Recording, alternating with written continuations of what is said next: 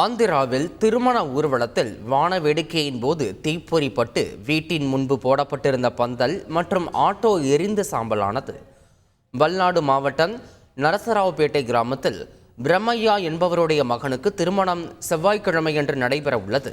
மணமகனை தங்கள் வீட்டில் இருந்த மேளதாளங்கள் முழங்க வான வேடிக்கையுடன் கோவிலுக்கு அழைத்துச் சென்றனர். அப்போது பட்டாசுகள் ஏற்றி வைக்கப்பட்டிருந்த ஆட்டோ மீது தீப்பொறிப்பட்டு பட்டாசுகள் அனைத்தும் மொத்தமாக வெடித்தன. திருமணத்தை முன்னிட்டு வீட்டின் முன்பு போடப்பட்டிருந்த பந்தல் மீதும் தீப்பொறிகள் விழுந்து முழுவதுமாக எரிந்து சாம்பலானது. பொதுமக்கள் வாளி குடத்தில் தண்ணீரை கொண்டு வந்து எரிந்து கொண்டிருந்த தீ மீது ஊற்றி அணைத்தனர்.